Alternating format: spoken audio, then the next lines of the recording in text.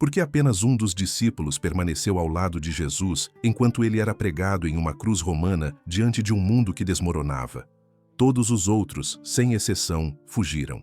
Alguns negaram, outros se esconderam, mas um permaneceu. O que havia no coração desse jovem para que o amor fosse mais forte que o medo? Esta não é uma pergunta sobre coragem, é uma pergunta sobre transformação. O nome dele era João. Mas antes de ser reconhecido como o discípulo amado, ele era apenas mais um jovem pescador nas margens da Galileia. Não era o mais sábio entre os 12, nem o mais velho, nem o mais respeitado entre os líderes religiosos. Ele não escreveu salmos como Davi, não tinha o prestígio ancestral de Moisés, nem a fama explosiva de Paulo. Ainda assim, sua história se entrelaça com as palavras mais profundas já escritas sobre o amor divino. Como alguém tão comum tornou-se tão essencial? O caminho que levou esse discípulo a estar aos pés da cruz não começou com bravura, mas com inquietação. Era um jovem que sentia que faltava algo. Vivia em uma vila de pescadores que parecia pequena demais para o tamanho das perguntas que carregava na alma. Seu pai possuía barcos, sua família tinha estabilidade e ele poderia ter vivido uma vida segura. Mas havia uma inquietação que o empurrava para além das redes e do cheiro do peixe. Algo em seu peito o fazia olhar para além das águas do lago e esperar por algo que ninguém mais parecia buscar com tanta urgência. Enquanto a maioria seguia seus dias tentando colher mais peixe ou mais moedas, João escutava rumores sobre um homem no deserto que gritava arrependimento entre as pedras. A voz daquele profeta se parecia com a voz que ele sentia gritar por dentro.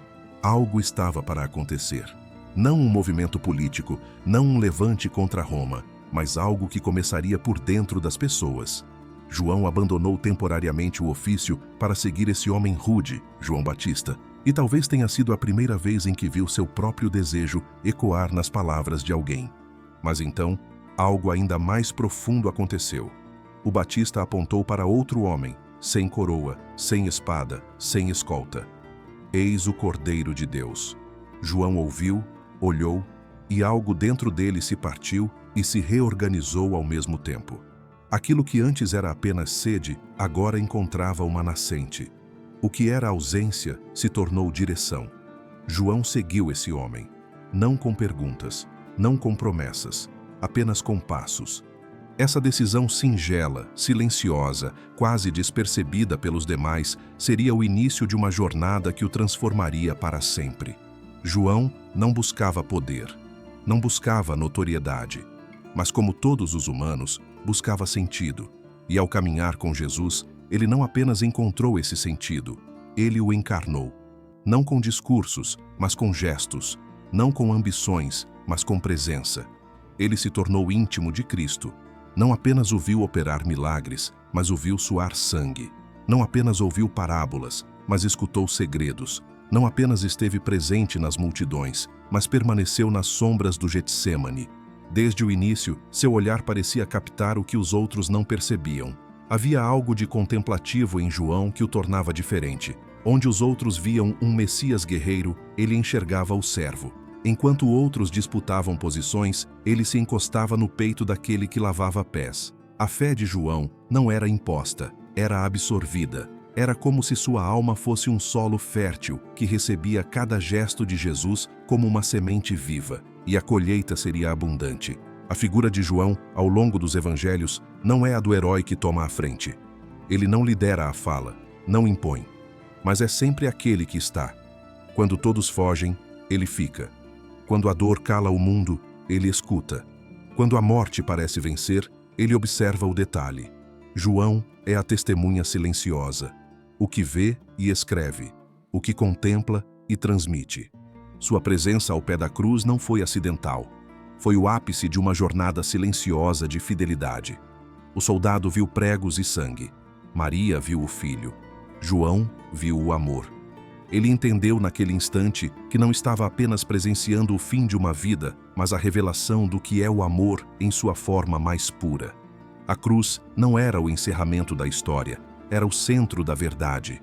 E ao ver Jesus confiar sua mãe a ele, João entendeu que ser discípulo não é apenas aprender sobre Deus, mas carregar a responsabilidade de cuidar do que ele ama. Não foi a teologia que o manteve firme. Não foi o status de apóstolo. foi a experiência contínua de amor. A certeza de que aquele que morria diante dele era o mesmo que havia olhado para ele com ternura dias antes. João tinha tocado o Verbo, tinha ouvido a voz que acalmava tempestades e corações, e essa voz agora dizia: cuida dela. O amor que João recebeu não era abstrato, era pessoal, era concreto, e por isso tornou-se irreversível.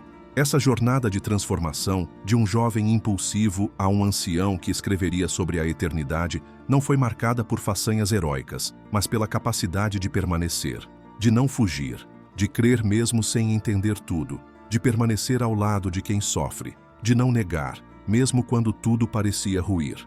João não apenas sobreviveu aos tempos mais sombrios da fé cristã primitiva, ele os iluminou com suas palavras, palavras que ainda ecoam hoje. Em um tempo em que o amor é mal interpretado como sentimento passageiro ou expressão vazia, João nos aponta para outra direção, para um amor que permanece quando todos os outros falham, para um amor que não depende de reciprocidade, mas de revelação. Ele não era perfeito, mas foi moldado por algo que o ultrapassava. E por isso sua história não termina na cruz. Ela começa ali, porque foi ali que o amor venceu o medo. E onde há amor assim, há sempre um novo começo. As margens do grande lago de água doce conhecido como Mar da Galileia escondiam mais do que redes, barcos e peixes. Naquele cenário, que à primeira vista parecia apenas mais um entre tantos vilarejos esquecidos da Palestina do primeiro século, o coração da fé cristã começava a pulsar.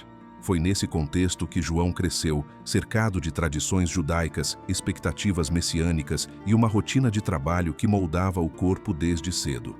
Sua vila, Betsaida, localizava-se ao norte do lago, numa região sob constante influência de culturas diversas. Gregos, romanos e judeus dividiam espaços, mercados e tensões. A Palestina do tempo de Jesus não era homogênea nem estável, era marcada por contrastes sociais profundos e pressões políticas constantes.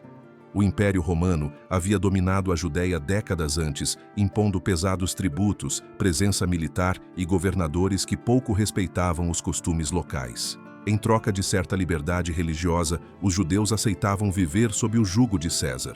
Mas essa liberdade era frágil. O templo em Jerusalém seguia ativo, os sacrifícios eram realizados, mas o povo sentia que a glória de Israel estava ausente. Entre os mais devotos, o desejo por redenção crescia como chama acesa sob palha seca. Esperava-se por um libertador, alguém que restaurasse o trono de Davi, que expulsasse os estrangeiros e purificasse o povo da impureza cultural. Não era raro ver revoltas isoladas sendo sufocadas pelas legiões romanas. Nos anos anteriores ao ministério de Jesus, por exemplo, homens como Judas, o Galileu, se levantaram tentando reunir seguidores para enfrentar o domínio romano. Todos fracassaram, mas a esperança permanecia. Foi nesse cenário, repleto de tensão e expectativa, que João nasceu e cresceu. Estima-se que ele tenha nascido entre os anos 35 e 40 do primeiro século, possivelmente alguns anos mais jovem que Jesus. Seu pai, Zebedeu, era proprietário de barcos de pesca, algo que indicava certo conforto econômico, pois nem todos os pescadores possuíam seus próprios instrumentos. João provavelmente teve acesso a ensino básico das Escrituras e participou das práticas religiosas regulares em sua comunidade. Sua mãe, Salomé, era uma mulher piedosa, reconhecida entre os que acompanhavam Jesus mais tarde. Isso sugere que a espiritualidade já fazia parte de sua formação desde os primeiros anos. A sociedade em que João viveu era organizada em torno de estruturas familiares e religiosas bem definidas. Os filhos aprendiam desde cedo o ofício dos pais, e os meninos, em especial, eram instruídos nas tradições da Torá, aprendendo a memorizar textos sagrados e participar das festas religiosas em Jerusalém, sempre que possível. Mas o que distinguia João de muitos outros não era sua origem, mas sua sensibilidade espiritual. Em uma geração cansada de opressão e de promessas não cumpridas, João carregava uma inquietação que o impelia para algo além do visível. Quando surgiram os primeiros relatos de um homem no deserto pregando arrependimento e batizando no Jordão, muitos o viram como mais um entre tantos profetas. João, no entanto, reconheceu naquela voz algo familiar, algo que parecia responder às perguntas que o acompanhavam silenciosamente desde a infância. O ministério de João Batista surgiu por volta do ano 26, nas margens do Rio Jordão. Vestido com roupas rústicas, comendo gafanhotos e mel silvestre, sua aparência causava espanto, mas suas palavras causavam um impacto ainda maior. Ele não prometia vitórias militares, não incitava revoltas, não oferecia fórmulas mágicas. Chamava o povo ao arrependimento, à purificação interior, à preparação para algo maior que estava por vir. Em um tempo marcado pela opressão política e pela rigidez religiosa, sua mensagem soava como um convite ao reinício. E João, o filho de Zebedeu, respondeu a esse chamado não como um espectador, mas como um discípulo. Essa decisão de deixar temporariamente o ofício da pesca e seguir o Batista não era simples. Significava deixar a segurança familiar, a estabilidade financeira e enfrentar o olhar crítico dos vizinhos. Mas algo mais forte o movia. Ele se tornou um dos que viviam junto ao rio, ouvindo as palavras, observando os batismos, preparando o coração. Até que, em um determinado momento, o inesperado aconteceu. Um homem, sem títulos religiosos, sem vestes nobres, sem comitiva, aproximou-se das águas. O Batista parou e apontou: "Eis o Cordeiro de Deus." Essas palavras não eram metáfora vazia. O Cordeiro representava o sacrifício. Era a imagem mais próxima que os judeus tinham de substituição, de redenção, de libertação. João entendeu. Ainda sem compreender tudo o que viria depois, reconheceu naquele instante que estava diante de algo definitivo. O homem que o Batista apontava era a resposta às promessas feitas há séculos. Não um guerreiro, mas um cordeiro. Não um líder que tomaria o poder pela força, mas alguém que entregaria sua vida por amor. Esse contraste não fazia sentido para a maioria, mas para João fazia. Porque ele não buscava domínio, buscava sentido. A Galileia em que João conheceu Jesus era uma região marginalizada, considerada inferior pela elite de Jerusalém. Ali viviam judeus considerados menos puros, por conviverem com povos de outras origens. Mas era ali que o Messias escolhera andar, ensinar, chamar. Era nas aldeias ao redor do lago que os sinais começaram a acontecer. E foi ali que João testemunhou o início de algo que não seria contido pelas fronteiras do templo ou pelas interpretações da lei. As estradas por onde caminhavam eram de terra batida, o clima era seco em boa parte do ano, e os confrontos com autoridades religiosas se tornavam frequentes à medida que Jesus crescia em notoriedade. João estava presente em muitos desses momentos. Observava, aprendia, absorvia. Ele não era apenas alguém que ouvia histórias, era alguém que via com os próprios olhos. Sua compreensão sobre as Escrituras se aprofundava a cada gesto do Mestre. E ao ver Jesus romper barreiras culturais, curar em dias proibidos, falar com samaritanos e tocar leprosos, João percebia que algo completamente novo estava sendo revelado. A convivência com esse ambiente fez dele mais do que um seguidor, fez dele uma testemunha. E na tradição judaica, o testemunho não é uma simples lembrança, é um compromisso com a verdade. O que João viu, ele transmitiu, e o que ele entendeu, ele viveu. Foi nesse solo histórico, cultural e espiritual que a transformação começou, não por meio de discursos inflamados ou dogmas impositivos, mas através da experiência contínua com aquele que caminhava entre eles, não como um rei, mas como um servo. Entre tantos que ouviram o chamado de Jesus nas trilhas empoeiradas da Galileia, poucos responderam com tamanha entrega como o jovem João. Ele não questionou, não negociou, apenas deixou o barco, as redes e o Pai. Essa atitude poderia parecer impulsiva, mas era resultado de uma busca interior que já vinha se intensificando muito antes daquele encontro. No contexto judaico da época, seguir um mestre não era apenas aprender doutrina ou frequentar reuniões. Era um vínculo existencial. Significava caminhar com ele, observar cada gesto, escutar cada palavra, imitar seu modo de viver. Tornar-se um discípulo era, essencialmente, uma reconfiguração de identidade. E foi exatamente isso que aconteceu com João. Sua antiga rotina foi substituída por passos ao lado de alguém que não apenas ensinava sobre Deus, mas revelava Deus no olhar, no toque, na escuta. Mas João não era um espírito calmo desde o início. Ele carregava em si uma energia intensa, uma pressa por justiça, uma urgência quase juvenil por ver as coisas acontecerem. Era essa intensidade que fez Jesus chamá-lo, junto com o irmão Tiago, de Filhos do Trovão. O apelido não era gratuito. Revelava um temperamento impetuoso, um coração que ardia por verdade, mas ainda não havia sido moldado pelo amor que tudo suporta. Há episódios que ilustram esse traço com nitidez. Em certa ocasião, ao perceber que uma vila samaritana se recusava a receber Jesus, João não hesitou em sugerir que fosse lançado fogo do céu sobre aquela gente. A lembrança dos antigos profetas, como Elias, ainda ecoava em sua mente, e ele acreditava estar defendendo a honra do Mestre. Mas a resposta de Jesus foi firme e reveladora. Vocês não sabem de que espírito são. Em vez de punição, Jesus oferecia misericórdia. Em vez de destruição, oferecia perdão. João começava ali a aprender que a força do reino não se manifesta na imposição, mas na compaixão. Outro momento revelador aconteceu quando João, junto ao irmão, pediu os primeiros lugares no reino que imaginavam que Jesus estabeleceria. Havia em seu pedido uma expectativa ainda não redimida, um desejo de estar no centro, de ser reconhecido. Essa atitude mostra que, mesmo caminhando ao lado do Salvador, ainda havia resíduos de ambição não purificados. Mas ao invés de rejeitá-lo, Jesus respondeu com ensino e desafio. Quem quiser ser o primeiro, seja o servo de todos. Era mais do que uma lição moral. Era uma convocação à metamorfose interior. João escutava, absorvia, lutava por dentro com essas ideias que contrariavam tudo o que havia aprendido sobre glória, sucesso e liderança. Esse processo de transformação não foi imediato, levaria tempo. Como todo ser humano em construção, João oscilava entre momentos de profunda percepção e lapsos de ego. Mas o que tornava sua jornada autêntica era a disposição de continuar.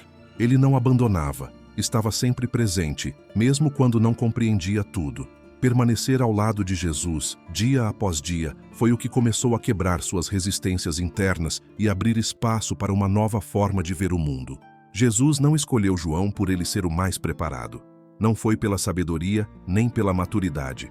Foi por algo mais discreto, a abertura para ser moldado. João possuía essa disposição rara de permitir que o amor, ainda que estranho e desafiador, penetrasse em camadas profundas de seu ser. E esse amor, pouco a pouco, começou a reformular sua maneira de pensar, de sentir, de agir. É importante compreender que essa mudança não apagou sua personalidade. João não se tornou um homem apático ou indiferente. Sua intensidade continuou presente, mas agora era canalizada para outro tipo de luta não contra pessoas, mas contra o orgulho, a indiferença e a falsidade. A mesma paixão que o levava a pedir fogo sobre os inimigos, agora o impulsionava a escrever sobre a luz que dissipa as trevas. A mesma urgência que antes desejava poder, agora clamava por comunhão, por verdade, por amor real. Essa transformação silenciosa começou a se manifestar na forma como João se relacionava com os outros discípulos, com os doentes, com os marginalizados. Ele já não estava apenas absorvendo as palavras de Jesus, mas encarnando sua prática. Começava a ver as pessoas com outro olhar, não como ameaças ou obstáculos, mas como destinatários da mesma graça que o alcançava. O Messias que andava ao seu lado não apenas curava corpos, mas restaurava visões, inclusive a sua. Durante os anos de ministério, João passou de aprendiz curioso a amigo íntimo. Não havia manual para esse processo. Não havia atalho. Era preciso se expor, errar, ser corrigido, levantar, continuar andando. Essa constância silenciosa foi o solo onde o amor de Cristo germinou e começou a frutificar. Era visível nas atitudes, na forma como escutava, na maneira como se fazia presente, mesmo quando o medo cercava o grupo. João permanecia. E essa permanência seria, mais tarde, a marca mais profunda de sua espiritualidade. É nesse ponto que começamos a perceber que João não estava apenas aprendendo sobre Jesus, mas sendo refeito por ele. Cada confronto, cada gesto, cada silêncio moldava suas intenções, suas prioridades, sua identidade. E com o passar do tempo, o Filho do Trovão começou a ser reconhecido por algo novo, algo que não se explicava com títulos ou feitos, mas com uma presença que carregava paz, firmeza e sensibilidade. Era o início de uma nova história escrita não com palavras de pedra, mas com experiências vivas. João estava sendo preparado não apenas para presenciar os grandes acontecimentos da fé cristã, mas para entendê-los de dentro, para testemunhá-los com profundidade e transmiti-los com autoridade. Sua transformação não foi uma troca de aparência, mas uma mudança de essência, e essa mudança o habilitaria a reconhecer a verdade quando ela parecesse mais ausente, a enxergar a glória quando ela estivesse escondida na dor. Com o tempo, aquilo que começou como um chamado se transformou em convivência. E da convivência nasceu um vínculo que nenhuma circunstância posterior seria capaz de romper. A relação entre João e Jesus não era apenas de aprendizado, era de partilha. Não se tratava de um mestre distante e seu aluno devoto, mas de alguém que abriu espaço para que o outro estivesse perto, nos momentos comuns e nas horas mais delicadas. João, em silêncio, ocupou esse espaço. Havia entre eles uma confiança silenciosa que dispensava explicações. Enquanto outros discípulos falavam, João observava. Onde havia tensão, ele permanecia atento. Sua sensibilidade não vinha da lógica, mas da escuta. Ele não precisava sempre entender o que Jesus dizia para saber que algo verdadeiro estava acontecendo. À medida que caminhavam juntos, essa percepção foi se aprofundando. João não apenas escutava as palavras, ele carregava o peso dos gestos. Nos momentos mais reveladores do ministério de Jesus, ele não estava sozinho. 3 discípulos eram levados para mais perto: Pedro, Tiago e João. Entre eles, João ocupava um lugar especial. Não porque disputasse esse espaço, mas porque parecia compreender melhor o que estava sendo revelado. Foi assim quando entraram na casa de Jairo, onde uma menina morta voltou à vida. João presenciou o impossível se tornar real dentro de um quarto onde o choro já havia se instalado. Mais adiante, no alto de uma montanha, quando a figura de Jesus se transformou diante deles e sua aparência brilhou como o sol, João estava lá. A presença de Moisés e Elias indicava que aquilo não era apenas uma visão. Era a confirmação de que Jesus era mais do que um mestre, mais do que um profeta. Ele era a manifestação da glória de Deus entre os homens. Pedro, ainda sem entender, sugeriu erguer tendas. João, por outro lado, permaneceu em silêncio, absorvendo cada detalhe. Aquele instante era mais do que extraordinário, era a antecipação de algo que mudaria tudo. Essa intimidade se tornava ainda mais evidente quando os sinais do fim começaram a se aproximar. A entrada triunfal em Jerusalém havia despertado expectativas. Muitos acreditavam que o momento do reino visível havia chegado. Mas os olhos de João já estavam voltados para algo mais profundo. Ele percebia nas palavras de Jesus uma urgência diferente, um tom de despedida, uma preparação para o inevitável. Na última refeição, quando o ambiente estava carregado de tensão, João se colocou ao lado de Jesus. Reclinou-se sobre seu peito, gesto que revelava não apenas proximidade física, mas cumplicidade. Quando Jesus anunciou que seria traído por um dos presentes, foi João quem teve coragem de perguntar, ainda que em voz baixa, quem seria. Não por curiosidade, mas por amor. A dor da traição estava evidente no olhar do mestre, e João sentia que era preciso participar daquela angústia, não apenas assistir. Essa cena, frequentemente representada em imagens e textos, não é uma simples fotografia da intimidade entre 2 homens. É um retrato do que significa estar disponível para o outro até quando o sofrimento se anuncia. João não fugia do desconforto. Ele permanecia, mesmo sem ter todas as respostas. Após o jantar, seguiram para o jardim de Getsêmani. Ali, o peso da noite recaiu sobre todos. Jesus separou 3 para ficarem mais perto. Novamente, João estava entre eles. O pedido era simples, mas crucial: vigiar e orar. A dor que Jesus carregava era esmagadora. Suas palavras revelavam agonia. Minha alma está profundamente triste, até a morte. Ele suava como quem sangra. Mas os olhos dos discípulos, vencidos pelo cansaço, se fecharam. João adormeceu. Esse momento de falha silenciosa marca a humanidade dos que caminharam com Jesus. Mesmo os mais próximos, mesmo os mais sensíveis, também vacilavam. E João, que havia estado tão perto, também caiu no sono. Quando acordou, era tarde. O beijo do traidor já havia sido dado e a prisão estava em curso. A reação de Pedro foi instintiva, cortando a orelha de um servo. Jesus, porém, desarmou a violência e se entregou. João, em meio ao caos, teve medo como os outros, mas algo dentro dele insistia em permanecer. Enquanto a maioria fugia, João recuava, mas não se afastava por completo. Acompanhou de longe o caminho até o julgamento. Tinha conhecidos entre os sacerdotes, o que lhe permitiu entrar no pátio onde Jesus seria interrogado. Ali, viu Pedro negar, viu o olhar de Jesus cruzar com o do amigo arrependido. E mais uma vez, João permaneceu. A noite era fria, os corredores do templo estavam mergulhados em vozes duras e acusações manipuladas. Era difícil reconhecer o mestre ali, entre correntes, tapas e ironias. Mas João sabia, mesmo ferido, mesmo calado, Jesus ainda era a luz. E era essa luz que o atraía, mesmo quando tudo ao redor parecia sombra. O vínculo entre eles não se rompia com ameaças. Pelo contrário, se fortalecia.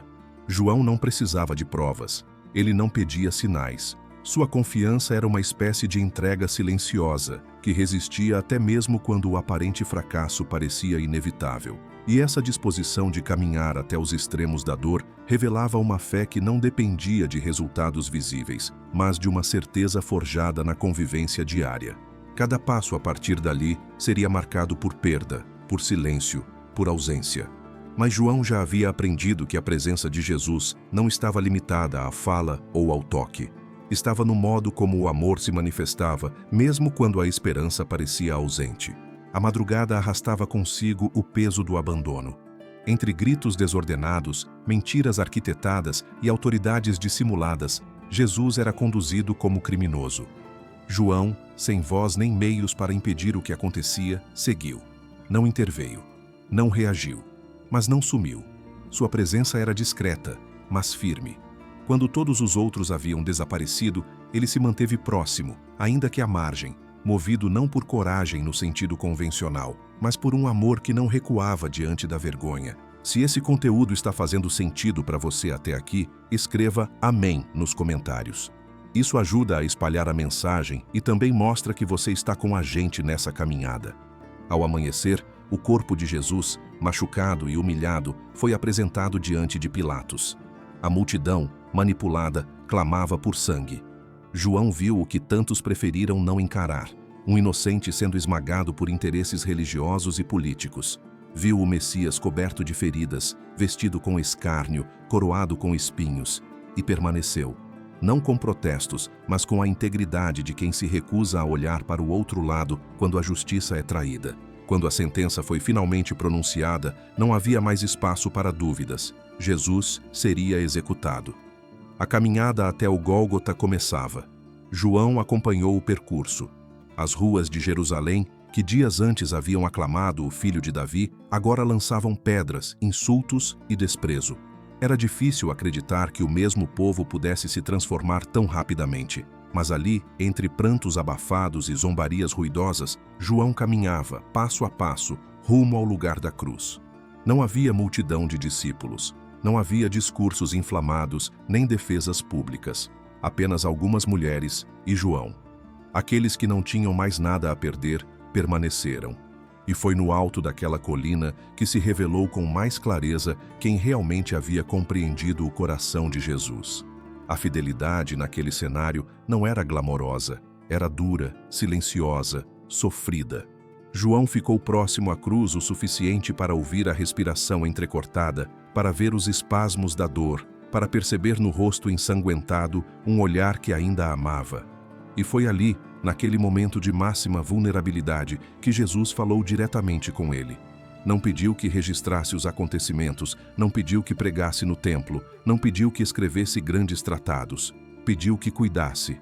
Olhou para Maria, sua mãe, e olhou para João. E com poucas palavras selou uma nova relação. Eis aí tua mãe. A confiança depositada por Jesus em João naquela hora revela algo profundo. Entre todos os que haviam estado com ele, João demonstrara uma sensibilidade distinta. Era capaz de enxergar quando ninguém mais via. Era digno de receber o que havia de mais precioso, a responsabilidade por aquela que o carregara no ventre. João acolheu Maria não como um dever, mas como um gesto de continuidade. Era como se, mesmo em meio à morte, Jesus plantasse a semente de uma nova família, construída não pelo sangue, mas pelo amor. A presença de João aos pés da cruz marca a culminação de um processo iniciado lá atrás, nas margens do lago. Aquele jovem que um dia largara as redes para seguir um desconhecido, agora estava diante do maior mistério da fé, não como espectador, mas como participante. Não havia mais ilusões de grandeza, nem sonhos de tronos. Havia entrega, havia perda, havia presença. Após a morte, o corpo de Jesus foi removido às pressas. Era necessário enterrá-lo antes do início do sábado. João, provavelmente junto com as mulheres e os poucos que ainda tinham coragem de se identificar como amigos do condenado, acompanhou o sepultamento. O silêncio do sábado seguinte foi um peso difícil de carregar. Nenhum milagre aconteceu. Nenhuma resposta foi dada. Tudo parecia ter terminado. Mas no primeiro dia da semana, a esperança ferida encontrou nova vida. Maria Madalena correu ao encontro dos discípulos com a notícia de que o túmulo estava vazio. Pedro e João partiram juntos, quase em desespero.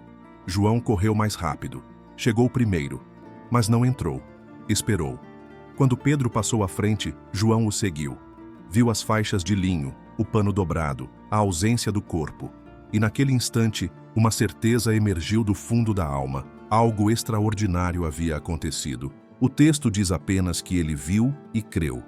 Não há registro de visões naquele momento, nem de explicações sobrenaturais. Apenas evidências simples. Mas para João, elas bastavam. Sua fé não era baseada em provas espetaculares, mas na memória do amor que havia experimentado. O vazio do túmulo não era apenas ausência de corpo, era sinal de uma nova realidade em curso. A confirmação viria pouco depois, quando o próprio Jesus apareceu entre os discípulos, com as marcas ainda visíveis e a paz nos lábios. João estava ali. Presenciou a reunião do impossível com o real. Tocou a presença de quem havia vencido a morte. E em meio à surpresa dos demais, seu coração já reconhecia aquele olhar. A fidelidade de João não foi heróica no sentido popular. Não enfrentou soldados, não desafiou tribunais, não realizou feitos notórios durante aqueles dias. Sua fidelidade foi permanecer. E essa constância, esse estar, mesmo quando tudo parecia perdido, foi o solo onde brotou a fé que resistiria aos anos seguintes. Uma fé sem necessidade de palco, mas firme o suficiente para sustentar comunidades inteiras quando a esperança começasse a vacilar. Foi no silêncio do medo, na sombra da cruz e na alvorada do túmulo aberto que João descobriu a profundidade do que significa amar. Não com palavras, mas com presença. Não com promessas, mas com entrega. Após os dias da ressurreição, a vida dos discípulos mudou de maneira definitiva. Não era mais uma jornada ao lado de um mestre visível, mas a continuidade de uma missão invisível, porém palpável. João, que estivera presente nos momentos mais íntimos e nas horas mais sombrias, assumiu um novo papel.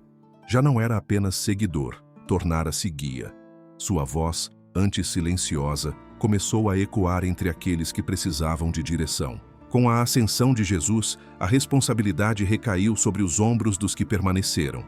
João estava entre os que retornaram para Jerusalém e se reuniram em oração com Maria, outras mulheres e os demais discípulos. No ambiente carregado de expectativa e temor, o Espírito foi derramado. A promessa se cumpria não com manifestações de força bélica, mas com línguas que comunicavam vida a povos de diferentes nações. O tempo avançou. A perseguição cresceu. Tiago, irmão de João, foi executado por ordem de Herodes. Pedro foi preso e libertado milagrosamente. Estevão foi apedrejado. A comunidade cristã se espalhou. João, no entanto, permaneceu. Sua missão não se encerrava com os eventos iniciais. Era necessário fortalecer os que cresciam na fé, corrigir desvios, preservar o ensino que havia recebido de Jesus com os próprios olhos e ouvidos.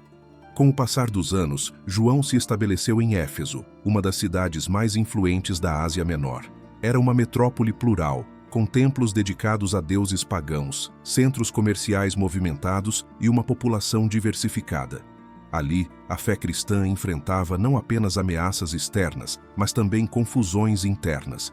Surgiam ideias distorcidas sobre quem era Jesus, sobre a natureza de Deus, sobre a vida em comunidade.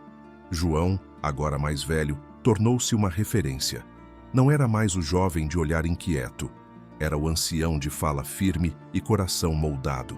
Sua liderança se fazia presente não por autoridade formal, mas pela vida que testemunhava. Ele pastoreava com presença, aconselhava com compaixão, corrigia com clareza. E foi nesse ambiente que surgiram seus escritos, não como obras planejadas para a fama, mas como respostas às necessidades reais das igrejas que acompanhava de perto. O evangelho que leva seu nome não é uma simples cronologia dos fatos. Enquanto outros evangelistas focam nos milagres, nas parábolas e na narrativa sequencial dos acontecimentos, João escreve de outra maneira. Sua abordagem é mais profunda, mais simbólica, mais teológica. Em vez de começar pela genealogia ou pelo nascimento de Jesus, ele abre seu texto falando da eternidade. No princípio era o Verbo. Essa escolha revela sua compreensão de que Jesus não foi apenas um enviado, ele era o próprio Deus encarnado. Cada milagre registrado é chamado de sinal. Cada encontro descrito carrega camadas de revelação. O texto não apenas relata, mas convida a mergulhar. João não escreve apenas para informar. Ele deseja provocar fé. Além do Evangelho, surgem as epístolas. 3 cartas, diferentes em estilo e objetivo, mas unidas por um mesmo espírito. Na primeira, João combate ideias perigosas que começavam a circular, negando a humanidade plena de Cristo e separando fé de prática. Ele escreve com intensidade, não com argumentos abstratos, mas com afirmações diretas. Quem diz estar na luz, mas odeia o irmão, está ainda nas trevas. Sua segunda carta é breve, dirigida a uma senhora eleita, talvez uma metáfora para a igreja local. Ali, exorta sobre a importância de permanecer na verdade e evitar os que distorcem o ensinamento sobre Cristo. A terceira é ainda mais pessoal, endereçada a um irmão chamado Gaio, incentivando a hospitalidade e denunciando comportamentos autoritários dentro da comunidade. Em todas elas, João não foge da confrontação, mas também não perde a ternura. A marca que atravessa seus escritos é clara: amor e verdade caminham juntos. João não vê contradição entre firmeza doutrinária e sensibilidade pastoral. Ele denuncia com coragem o erro, mas também insiste que a essência da vida cristã é o amor prático, visível e inegociável. É também nesse período que João se torna responsável por formar novos líderes. Entre seus discípulos, destaca-se Policarpo, que mais tarde se tornaria bispo de Esmirna e mártir da fé. Por meio desses relacionamentos, a influência de João se estende além de sua geração. Ele não apenas escreve, ele transmite. Ele planta sementes que germinariam por séculos. O tempo não o poupou de dores. A perseguição aos cristãos se intensificava. O império via com desconfiança esse grupo que se recusava a prestar culto ao imperador e pregava a supremacia de um reino invisível. João foi preso, exilado na ilha de Patmos, um local de isolamento e punição. Mesmo ali, seu coração não se fechou. Sua mente não se apagou. Foi nesse cenário de desolação que recebeu uma visão que se tornaria o último livro do Novo Testamento. O Apocalipse, diferentemente de suas cartas e do Evangelho, é uma obra repleta de símbolos, imagens e linguagem profética. Não é uma previsão sensacionalista dos eventos futuros. É uma mensagem de esperança para uma igreja pressionada, perseguida, tentada a desistir. João vê o Cristo glorificado, caminha entre os candelabros, sustenta as estrelas em sua mão. Vê tronos, selos, criaturas, multidões. Mas, acima de tudo, vê o Cordeiro que venceu. Os escritos de João, produzidos ao longo de décadas, não nasceram em gabinetes tranquilos, nem em academias filosóficas. Eles brotaram da vida, da dor, da experiência, da convivência com o próprio Jesus. Cada palavra reflete não apenas convicções teológicas, mas marcas de quem viveu o que escreve. Seu estilo não se explica apenas pelo intelecto, mas pelo coração transformado. Enquanto outros disputavam interpretações, João oferecia testemunho. Enquanto muitos escreviam sobre Deus, ele falava como quem o conhecia de perto. Seus textos não são apenas registros do que aconteceu, mas janelas para o que continua acontecendo sempre que alguém é tocado pelo mesmo amor que o encontrou à beira da Galileia. A velhice de João não foi marcada pela aposentadoria ou pelo silêncio. Mesmo com a fragilidade do corpo se tornando mais evidente, sua voz ainda ecoava com firmeza entre as comunidades que ajudara a formar. Era conhecido e reverenciado, não por ocupar uma posição de destaque formal, mas porque carregava em si a memória viva de Cristo.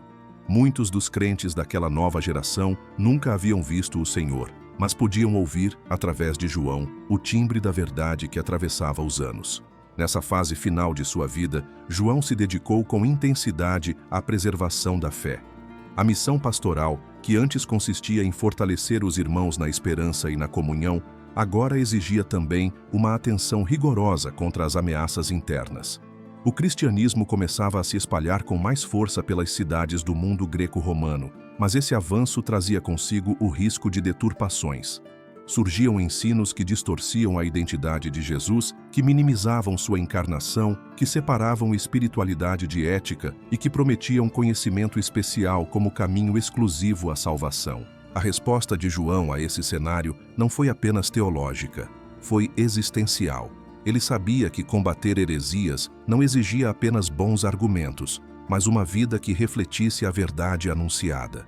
Por isso, suas cartas trazem um tom de urgência e intimidade ao mesmo tempo. João escreve como pai, como pastor, como testemunha. Ele se dirige a seus leitores chamando-os de filhinhos, não por paternalismo, mas por afeição.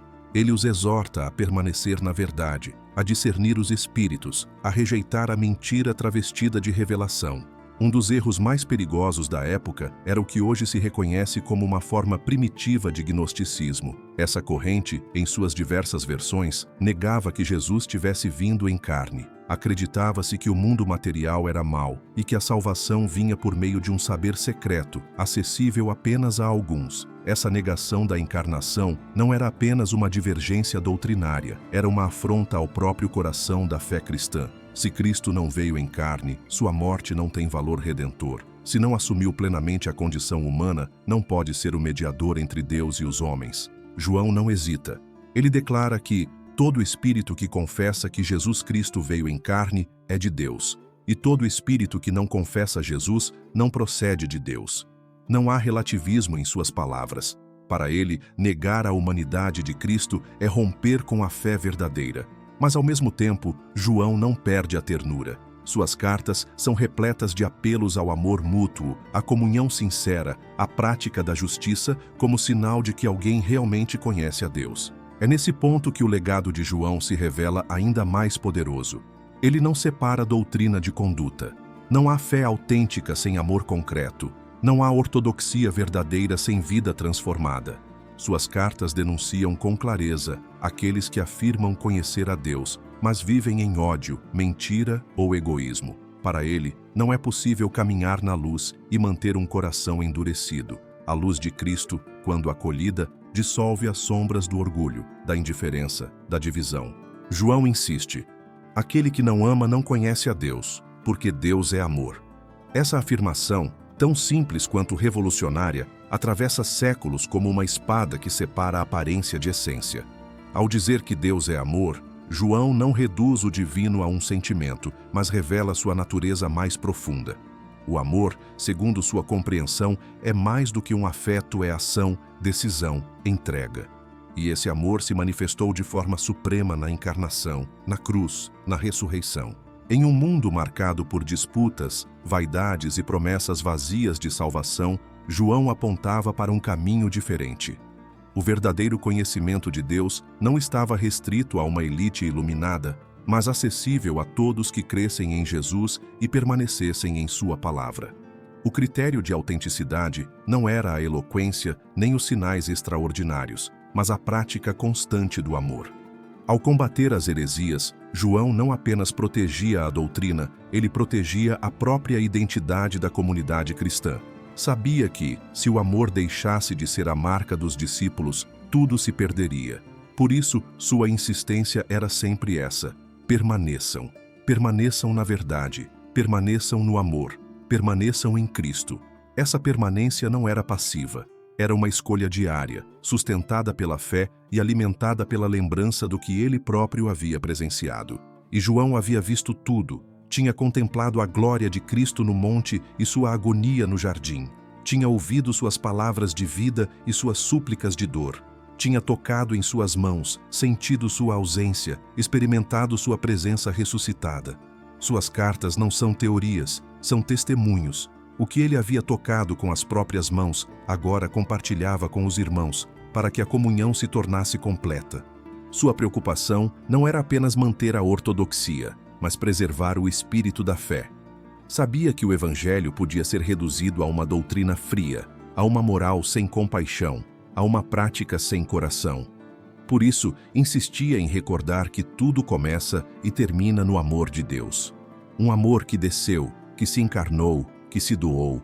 Um amor que não se contenta em ser compreendido, mas deseja ser vivido. Mesmo nos últimos anos, quando a saúde já não permitia grandes deslocamentos, João continuava a ensinar. Há relatos antigos que o descrevem sendo levado até as reuniões da igreja por outros irmãos, pois já não conseguia caminhar sozinho. E mesmo assim, cada vez que abria a boca, repetia a mesma frase: "Filhinhos, amem-se uns aos outros." Quando questionado por que sempre dizia a mesma coisa, ele teria respondido: "Porque é o mandamento do Senhor, e se for cumprido, é suficiente." Essa simplicidade final não era ausência de conteúdo, mas concentração de tudo o que havia aprendido. João, que presenciara os maiores eventos da história da salvação, resumia a vida cristã com uma única sentença, e ao fazê-lo, revelava que a maturidade espiritual não está em acumular informações, mas em encarnar a essência do que se crê. Seu legado não é apenas literário, ele moldou a espiritualidade de gerações. Suas palavras influenciaram místicos, reformadores, teólogos e pessoas comuns. Suas visões alimentaram a esperança de mártires, de perseguidos, de comunidades que atravessavam tempos sombrios. E sua compreensão do amor como fundamento de tudo permanece como farol em tempos de confusão. João ensinou que conhecer a Deus não é dominar conceitos, mas permitir-se ser moldado por ele. E quem é moldado pelo amor, inevitavelmente se torna reflexo desse amor. Esse é o legado que ele deixou. Não apenas textos, mas vida. Não apenas ideias, mas exemplo. E por meio de suas palavras, ainda ecoa a convocação que atravessa séculos. Permaneçam no amor, na verdade, em Cristo. João viveu o suficiente para ver o que poucos imaginaram. Presenciou o nascimento da igreja, sua expansão para além das fronteiras de Jerusalém, sua entrada em territórios pagãos, a multiplicação dos discípulos e a chegada de perseguições mais severas. Observou com o tempo as sementes plantadas por Cristo frutificarem em culturas distintas, em línguas diferentes, em comunidades diversas. Já não se tratava de um pequeno grupo em torno de um mestre, mas de um povo espalhado pelo mundo, movido por uma mesma fé, sustentado por uma mesma esperança. E ele estava ali, ainda entre eles, como uma ponte viva entre o início e o que estava por vir. Seu corpo já não tinha o vigor de antes, mas seu espírito seguia lúcido, como uma chama que resiste ao vento. À medida que os anos se acumulavam, sua fala tornava-se mais direta, mais essencial. Não havia mais tempo para palavras vazias. João não perdia energia com discussões inúteis, nem com vaidades doutrinárias. Ele sabia o que tinha visto, e o que havia visto era suficiente para atravessar toda uma vida. Talvez esse seja o traço mais impactante de sua trajetória: a fidelidade silenciosa. Ele não buscou notoriedade, não desejou aplausos, nunca se apresentou como herói, nunca se colocou acima dos demais. Mas sua presença constante, sua escuta atenta e seu compromisso com a verdade moldaram tudo ao seu redor. João nos mostra que a grandeza, aos olhos de Deus, não está nos feitos grandiosos, mas na permanência fiel, na integridade do amor vivido dia após dia, mesmo quando ninguém está olhando. Ao longo de sua vida, ele se recusou a perder a centralidade de Cristo. Quando novas ideias tentavam ocupar o lugar da cruz, ele voltava ao essencial. Quando filosofias distorcidas buscavam enfeitar o Evangelho com discursos refinados, ele retornava à encarnação, ao Verbo feito carne, ao Deus que se fez próximo. Para João, não havia nada mais urgente do que preservar a verdade que havia sido revelada com sangue e ternura. E essa verdade, para ele, não era fria, era uma pessoa, era Jesus. Tudo o que escreveu, tudo o que ensinou, tudo o que transmitiu, apontava para ele. O amor que ensinava não era apenas um ideal, era uma lembrança vívida daquele que se abaixava para lavar pés, que acolhia pecadores, que tocava os rejeitados, que morria pelos seus. João não teorizava sobre amor, ele falava do que havia experimentado. No final de sua jornada, João deixa à igreja um legado que nenhuma perseguição conseguiu apagar. Suas palavras ecoam não como ecos do passado, mas como convocação viva. Seu evangelho, suas cartas e seu testemunho desafiam cada geração a revisitar o coração da fé, não como um conjunto de regras ou uma tradição herdada, mas como uma experiência renovadora de encontro com o amor que transforma. E quando tudo parecia ter sido dito, quando os relatos já haviam sido escritos, quando os sermões já haviam sido pregados, João ofereceu ao mundo uma última visão, não como despedida, mas como promessa. Não como fechamento, mas como abertura. No exílio, isolado, sem garantias humanas, ele recebe a imagem do que está por vir. Um novo céu, uma nova terra, um tempo sem dor, sem lágrima, sem injustiça. Ao narrar esse vislumbre, João não usa sua própria voz. Ele transmite aquilo que lhe foi mostrado. E o que viu não foi destruição, mas restauração. Não foi fuga, mas chegada. A cidade desce. Deus habita com os homens. A luz vence a escuridão. A história, marcada por rupturas e desalento, encontra seu desfecho em reconciliação. Tudo é feito novo. É essa esperança que amarra sua vida como um todo. O menino da Galileia, que cresceu ouvindo as Escrituras, que largou as redes para seguir um estranho, que reclinou a cabeça no peito de seu mestre, que permaneceu aos pés da cruz, que correu até o túmulo vazio, que pastoreou igrejas em tempos de crise, que escreveu com mãos marcadas pela fidelidade, agora contempla o fim, que não é fim a plenitude que aguarda todos os que creem. E ao pensar em João, não é possível ignorar o contraste entre quem ele foi no início e quem se tornou ao final. O jovem impulsivo, impaciente, desejoso de honra e destaque, transformou-se no homem que resumiria toda a fé em um único verbo: amar. Não há como olhar para sua história sem ser confrontado com a própria jornada. Afinal, a pergunta que paira é inevitável: o que fez de João o que ele foi? A resposta talvez esteja menos nos eventos que viveu e mais no modo como os absorveu. João permitiu ser tocado, moldado, redirecionado. Não endureceu diante das correções. Não se afastou quando confrontado. Não resistiu ao amor que desestruturava seus esquemas. E é por isso que sua vida é mais do que um relato inspirador, é um convite. Um convite a seguir pelo mesmo caminho de transformação, a olhar para Jesus não como um conceito, mas como uma presença viva, a amar com o mesmo amor que recebemos, a permanecer quando todos desistem, a falar com coragem, mas viver com humildade, a escrever com clareza, mas agir com compaixão. O tempo passou, as gerações mudaram, os impérios ruíram, mas as palavras de João ainda estão entre nós. Elas continuam acesas, continuam provocando, continuam chamando, e talvez, ao final de tudo, não haja legado mais fiel do que aquele que, mesmo em voz fraca, continua repetindo: amem-se uns aos outros. Se você gostou do conteúdo e deseja apoiar nosso trabalho para que possamos continuar trazendo mais pesquisas e análises profundas, considere fazer uma doação de qualquer valor.